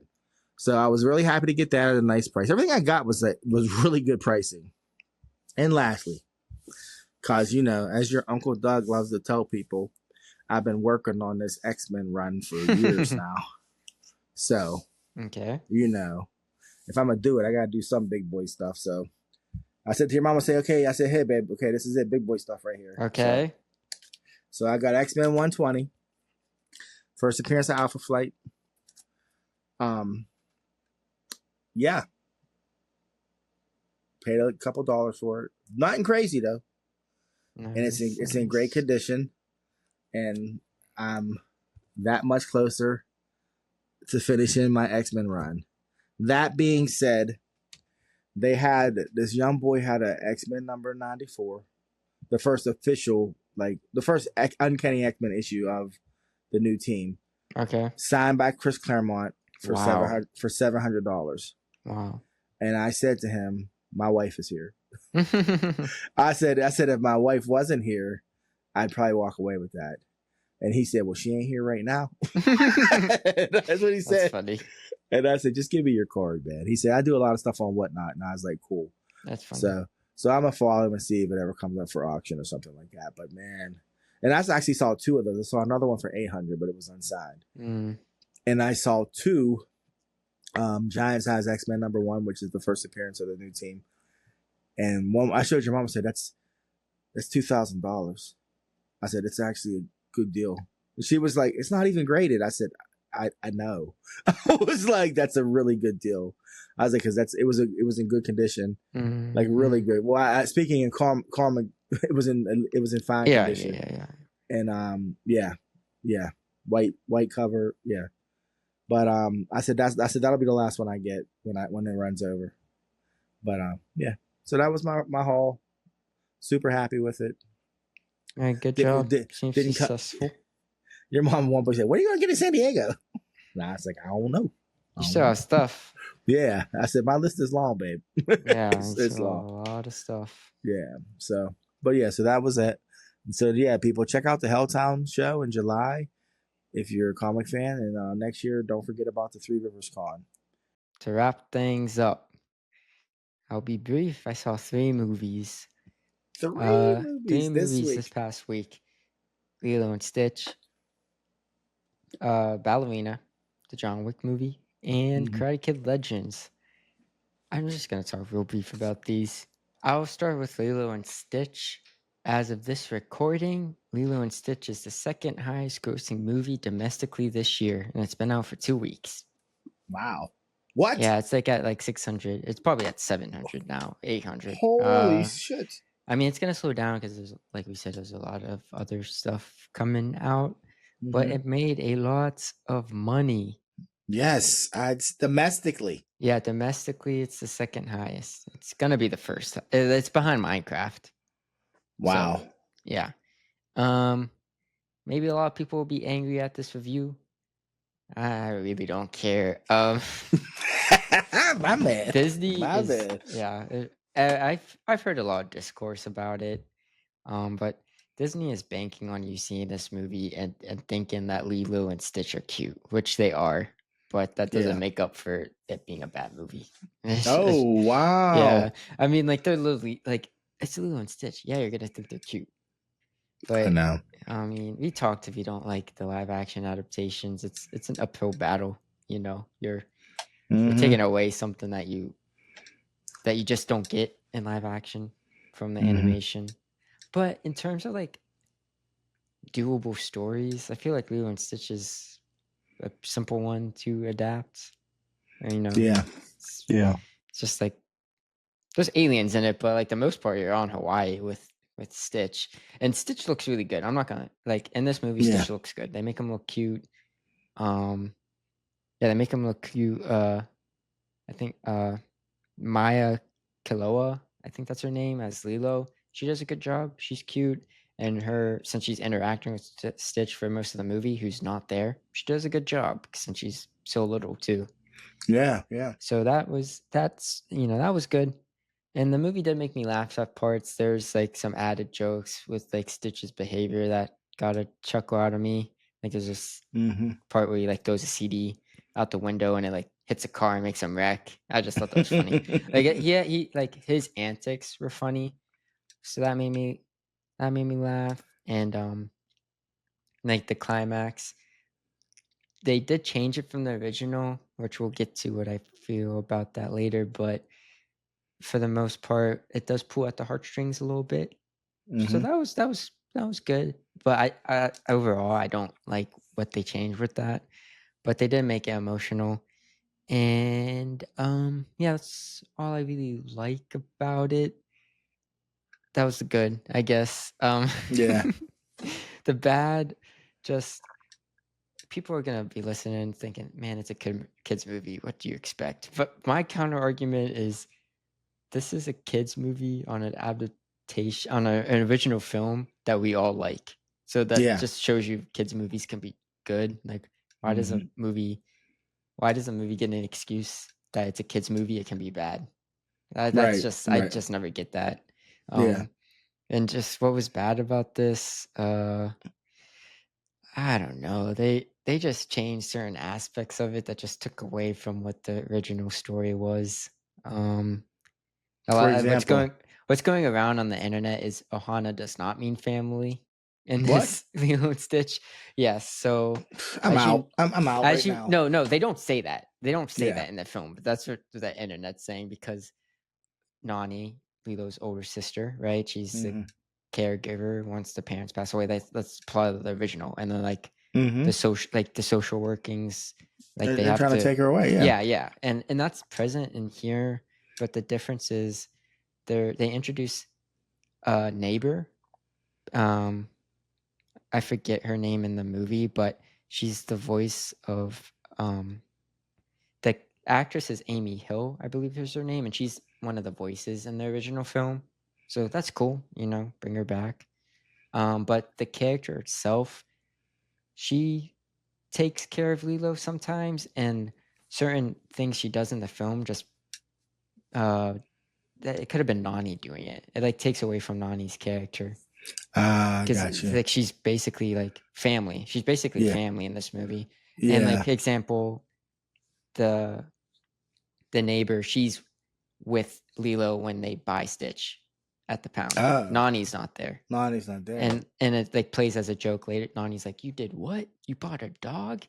Yeah. So it's just like, in the original, Nani took her to the dog pound because she saw her make the wish for her best friend or whatever. So she got her a Yeah. dog. Yeah. And they're like, "You really want that Yeah. dog?" But in this one, she still witnessed her make the wish. But the next scene, Lila was like, "Can I?" She was at the market with the neighbor. She was like, "Can I go play with the dogs?" And she's like, "Oh, go ahead." And then she saw the dog. She's like, "Oh, can I please get this one?" Mm. So it's like small stuff like that. And also the neighbors pushing for Nani to go to college because she got this, scholarship or whatever at this marine biology. But Mm-hmm. the twist is it's in San Diego. Oh, so she would have to leave Lilo. Yes. Mm. And, flash forward, she ends up going to college because by the end, the neighbor and David's like, "We can help take care of Lilo." So then you're like, why didn't you say this from the beginning? Because you are Yeah. taking care of Lilo anyway. Yeah. What was Yeah. this dilemma with the social worker? Yeah. And Yeah. is Nani able to take care of her? Because in the original, Nani has nobody else. It's Yeah. her. So then she Yeah. finds this new family with the aliens and with David Yeah. to take Yeah. care of Lilo. But in this one, it's like you already have the neighbor. Yeah. You already And have it. yeah, you already literally have it. already You already have have it. this family. Mhm. And then also you do leave your sister to go to San Diego for marine biology. Meanwhile, Yeah. you live in Hawaii. You can't Right. study marine biology In in Hawaii. Hawaii. Also, people have pointed out that there's like a school in Hawaii that gives native Hawaiians like a free ride. Stop. Stop. Yes. Stop. So there's that. So like people are saying Ohana doesn't mean family because she leaves her sister That's funny. That's so to funny. go to San Diego. So they were trying to give Nani a happy ending that wasn't just David. Yes, that wasn't Yeah. just David and like, oh, she's the Yeah. caregiver because they make her like passion surfing in this movie and like, Yeah. oh, she had to give that up to take care of you and stuff. I don't know. Like I see what they're trying to do, but like you're taking But see, away. that's what I mean. They do this so unnecessary. The movie's Yes. called Lilo and Stitch. Yes. It's called Lilo and Stitch. It ain't called Nani, Lilo and Stitch. Mhm. Like it's like just like, oh my gosh. Yes. Mm. They gave like Nani this dilemma, which she had a compelling dilemma in the original. Like, Yeah, not trying to lose her sister. Yeah, not trying to Yeah. lose her sister. I need a job. Yeah. Yes. Mm. And they still do that, but it Yeah. isn't as effective. Mm. But the character's name, the neighbor's name is Tutu. That's Was she the redhead? Was she the redhead in the original? No, she's like this older. No, the neighbor, the old lady. Well, you said she voiced somebody. That's what I was saying. Oh, she voiced the old lady, like one of the vendors Okay. in the original. But also, this is a nitpick, but they make Hawaii look ugly. Like that just tells you all you need to know about this movie. You know how beautiful Hawaii is. Yes. This movie, it looks ugly. It looks paradise. bland. So it's terrible. So that's all you need to know. Go, your kids will be enjoyed. Whatever. Be mad at me. It's still not a good movie, especially when you're just watching. You're like, man, the OG is just so good. You know, the OG's so good. That's why It it made is. this made 600 mil in 2 weeks. Yeah, because People were people were. It's excited. the same thing with Lion King, bud. They did the same thing. Yes, there's the same thing. They're So just like, you gonna give us, we gonna make our money just off of nostalgia. yeah, and that's the sad thing. Disney knows it doesn't have to be good. It's just gonna, it's gonna make money either way. And also, Jumper's character, I forgot to bring that up. Yeah. You know, Gontu, the big whale-looking guy, the villain. He's not in this. What? He's not a character. He's not a character. But he was the one hunting Lilo. I mean, Stitch the whole time. Yes. So they made Gontu the villain. The mad scientist. Yeah. That made Stitch. So he starts off like he still has to hunt for Stitch, but then he does this twist where he's like, you know what, screw this, and he kidnaps Stitch, and he's just the villain. There's like no redemption for him. Really? Yeah. So that was sad to see. Wow. Oh, so he's played by Zach Galifianakis, which is Zach Galifianakis really? Yeah. That's funny. I don't know if that's good or bad for Zach. It's bad because like his voice, like people are mad about he didn't have Gontu's voice, which is whatever. But like I saw someone point out like Gontu and Peakley, whatever the other alien's name is, they both have higher pitched voices in this. So it just doesn't mesh well. Yeah, because Gontu had a deeper voice. Yeah. And I wonder why they didn't cast Ving Rhames to play. Yeah, I don't know. Because I mean, even in the animation, it looks like Ving Rhames. Yeah. So why wouldn't you just cast Ving Rhames him again? Yeah. Yeah. Yeah. They changed his character a bit too. Instead of him being the social worker, he's just the CIA agent. Oh wow. And and they had someone else as the original voice of Nani is the social worker in this, which is cool. Tia Carrera. Yeah. Really? Yeah. So that's cool. But like another unnecessary change. So that's my review. Well, I will wait for Disney Plus. Yeah, wait for Disney Plus. Wait for Disney Plus. 2 out of 5. Wow. Ruthless. 2 out of 5. No mercy. No mercy. Which brings me to Karate Kid's Legends. Yeah, talk about it. I didn't know you were going to see this. Yeah, please talk about it, please. So, if you don't know, I'm a huge Karate Kid fan, like all of them. I know they're not perfect. Karate Kid, though, that OG, Daniel LaRusso, I could watch that anytime it's on TV. Even the Jaden Smith one, I know it's not great, but it's still entertaining. So I was excited for Karate Kid's Legends. You know, we talked about this plot before they even announced this movie. They're like, somehow they're going to bring Jackie Chan and Daniel, whatever. They did it. The movie, it's whatever. Keep in mind, it's 90 minutes, and it does a lot in 90 minutes. It's 90 minutes. Yes. Oh, wow. They were like, I will say this movie's confused. It doesn't know if it wants to be a rehash of the original and the Jaden Smith version, or it want to do its own thing. So it does both in 90 minutes. Oh my God. Yeah, it feels like there's not a single scene that lets you breathe. Yeah. Like, it's just like bam, bam, bam, bam, bam. Even the editing, I'm just like, whoa, this is supposed to be an emotional moment. Can we have a time to reflect? Yeah. But what's the premise? Yeah, the premise, I wanted to say the rehash thing because the premise is Li Fong, he's Mr. Han's nephew in Beijing. His mother gets a position in New York at a hospital, so he moves, and he moves to New York, and he gets a crush on a girl who has this ex-boyfriend who's this karate champion of this tournament called the 5 Boroughs in New York. So it's a big deal. Yeah, so that's Johnny and Daniel. That's the rehash. Okay. Because he studied, but this nephew studied under Mr. Han, like at his school. So he's like, he knows Kung Fu already. Oh, okay. And, but the thing that comes in that's new is you find out like the girl's dad owns the girl he has a crush on. Her dad has a pizza shop, and he like owes money to the bullies owners of the studio. Like he's some like loan shark or whatever. Okay. So the twist is like the dad witnesses the kid fight in a street fight. He's like, you know, can you teach me that? Whatever, because he used to be a boxer in his youth, so but he needs money real quick, so he's gonna try and fight again. But he's like, can you like teach me a couple moves? So The I was dad. like, yeah, the dad's like that. So I was like, this, and the dad's played by your Joshua Jackson. Really? I'm watching the movie. Josh I'm like, Jackson. Yes, I'm like, why does he look familiar? Pacey. But he has a New York accent, so that was throwing me off. Yeah. Like, who is? But he actually did a decent job. Dang. Okay, Josh Jackson. Yeah, he was like doing something different. But so that was like, that's like the kid trains him for this fight, and then some stuff happens. The fight's rigged. The dad doesn't get the money.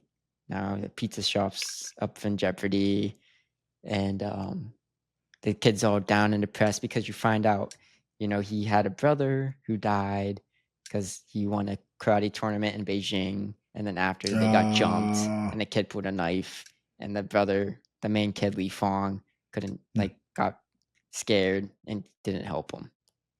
Oh. So like he has some trauma with that. He's down in the dumps. That's why the mom's like real big on him not wanting to fight anymore. Mr. Han shows up in New York, and he tells the dad, like, we'll help you get your money. And he's like, we're signing you up for the 5 boroughs tournament. And he goes to LA to recruit Daniel so they can help train him for this 5 boroughs tournament, which is in 10 days. So just so we can recap, he went from China to New York to LA. Oh, sorry. He doesn't go to LA. Mr. Han. Oh, you're talking about Mr. Han? Yeah. Oh, yeah. Mr. Han does go to LA. Yeah. From China to New York. Yes. To LA. He literally gets to New York and he's like, I'll see you in a day. I have to go to LA to see a friend.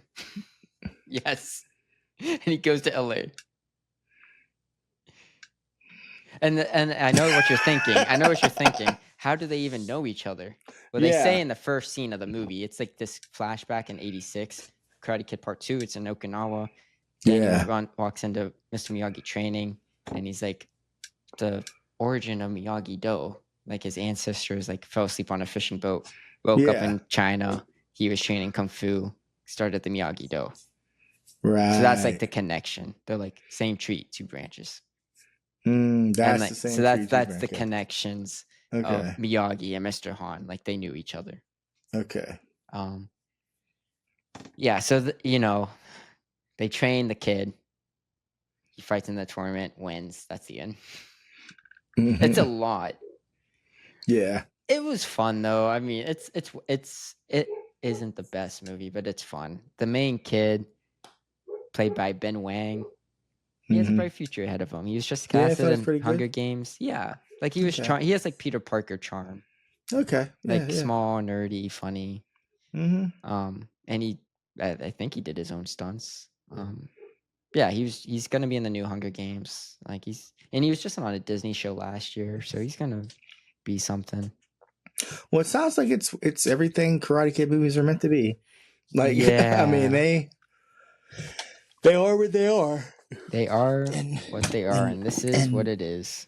It's like Karate Kid and Rocky movies, man. They do what they do. Yeah, and this is right up there with them. It's not the worst, but it's not the best. Yeah. And I know how we talked about when this movie was announced, you're like, poor Johnny. Like, this was made because Cobra Kai was a hit, which Cobra Kai was made because of Johnny. Is William Zabka's idea. Yeah. And once again, here we are. But can I spoil something? Yeah, go ahead. Right after the credits roll, there's a cutscene. Daniel LaRusso's back in LA. He walks in. And then there's Johnny. And I was like, oh, thank God they put him in. Thank God. And that was the funniest scene. Well, so like the kid delivered a pizza to Daniel and he just like read the because Daniel's from New York. That's right. Yeah, he's like, this is the best pizza. And Johnny's like, what? Best pizza's in Encino. Everybody knows that. And he's drinking a Coors Light, by the way. Yeah, it's awesome. And he's like, wait, we should start a pizza chain. Call it Miyagi-Do. Get it? Miyagi-Do. And then he's just like spitballing phrases. Yeah, because that's what Johnny does. That's amazing. He's like spitballing phrases. And that was the funniest scene in the movie. I was like, thank God they put him in. Yes. Thank God. Yeah. Johnny, he's the fucking. This was Street Fighter. He'd definitely be Ken. Yeah. You know, and the ones who know would pick him. They'd be like, Yeah. yeah. That was Karate Kid Legends. Yeah. Maybe you weren't like it was enjoyable. I had fun. I knew what I was getting into. Yeah. I knew what I was getting into. Yeah. I dig it. I'll watch it when it comes on streaming. Yeah. Recommended. For sure. Now the real one, I'll be real brief with this. I know we'll, getting to that point. Ballerina from the world of John Wick. Starring Ana de Armas. My baby boo. Yeah. How bad was it? How good was it? Was it good? Go check this out. Yes. Yeah. Yes. I was so scared. 3.5 out of 5. Oh, okay. Yeah. Okay. Like, I really like the John Wick series. Okay. Same. And this gives you what you love about the series. Okay. It's a simple revenge plot with good action set pieces. You're not Nice. asking a lot when you go to this when you go see these movies. No, you're not. But it delivers up front. I will say the first 20 minutes, I was like, I don't know about this. It was like her origin. I don't know about this. But then once that's done and over with, it gets going and it reminds you why you like this franchise. And I will argue they could have even started it at the certain point when she's already established in her career. I was like, this should have been the first scene of the movie. Oh, and it would have had you hooked. And just like flash back to her origin. To how she became. Yeah. I think that would have been better because even like the beginning feels and looks different than the rest of the movie. Yeah. That's just my your thoughts. My thoughts. But go check it out. I mean, Ana de Armas as Eve, the main character, she's good. Her name's Eve. Yeah, she even like reminds me of John Wick, like with some deliveries. I think that was intentional. You know how like John Wick's not Keanu Reeves isn't the best. But how he says certain stuff. Yeah. Mm-hmm. It works. Yeah. And I like with her character, she struggles to fight and at certain moments. Like it's not just she's not an unstoppable force. Like it can be a struggle with certain people. Yeah. And I like that aspect. Does she keep her clothes on? She does. She's actually like dressed business professional throughout the whole thing. That's amazing. That's amazing because she'll take her clothes off at the drop of a hat. Yeah.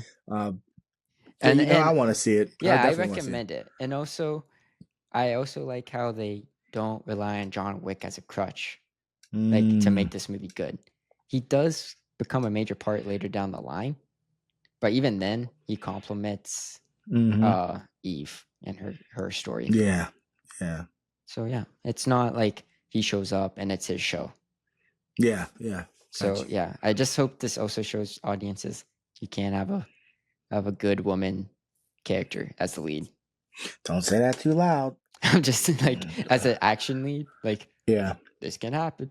Look, I've watched multiple movies with women as lead. Yeah, Furiosa was last year. I mean, loved them, but I feel like there's a deep-rooted reason why some guys are against that, but I don't want to get into that. Yeah. They need to work on their game a little bit. But no, check this out. It's like there's certain scenes, and I was like, "Whoa, this is crazy." Yeah.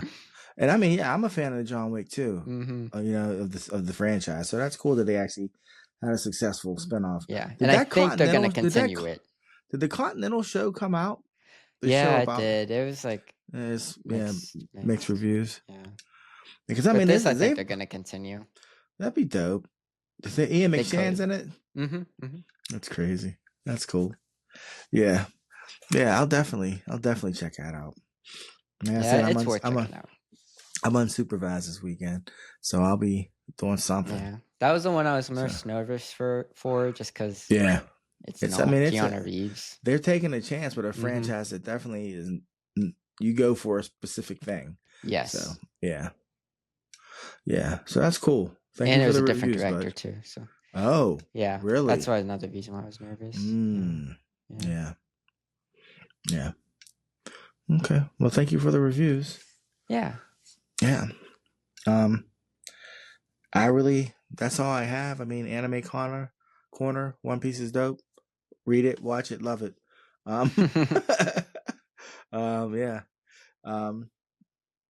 And other than that, but that's all I have. Yeah, me too. Sorry, this was a long one.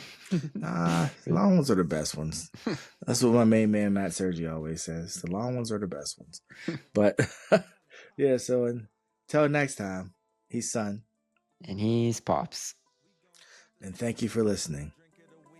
Bing bop, bing bop, boom bop, bam. It's Son and Pops.